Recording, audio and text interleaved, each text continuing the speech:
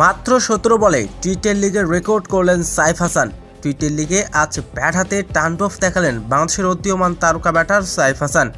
Cricket বিশ্ব যখন চোখ রেখেছিল তার প্রথম ম্যাচে, তার প্রমাণ সাইফ হাসান দেখিয়ে দিলেন কেন তাকে ভবিষ্যতের হার্ড হিটার ব্যাটসম্যান বলা হয়।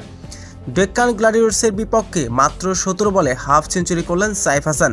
ব্যাট হাতে রীতিমতো করলেন অবিশ্বাস্য এক রেকর্ড। দর্শক, বিস্তারিত থাকছে ভিডিওর প্রতিবেদনে।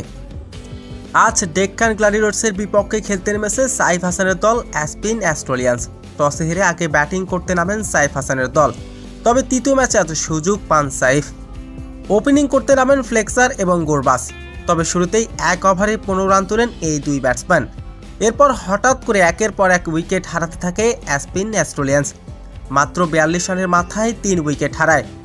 এরপর ব্যাট হাতে ক্রিজে নামেন বাংলাদেশের উদীয়মান তারকা hard hitter batsman Saif Hasan. মাঠে নেমে শুরু করে দেন 4 ছক্কার তাণ্ডব। টি-10 লিগে আজ ডেক্কান গ্ল্যাডিয়েটর্সের বিপক্ষে ব্যাট হাতে এক অনন্য রেকর্ড করলেন সাইফ। প্রতিপক্ষ বলারকে রেখেছেন চাপে, হাঁকিয়েছেন একের পর এক ছক্কা।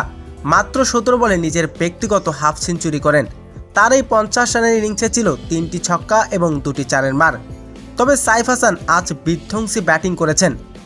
তার বিধ্বংসী ব্যাটিংয়ে ভর করে নির্ধারিত 10 ওভারে 7 উইকেট হারিয়ে 134 রানের বড় লক্ষ্য দাঁড় করায় অ্যাসপিন অস্ট্রেলিয়ান্স।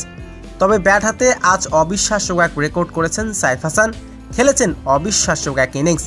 তো দর্শক, সাইফ হাসানের এমন বিধ্বংসী ব্যাটিং আপনার কেমন লেগেছে? দর্শক, জানিয়ে দিন আপনার মূল্যবান মতামতটি কমেন্ট বক্সে।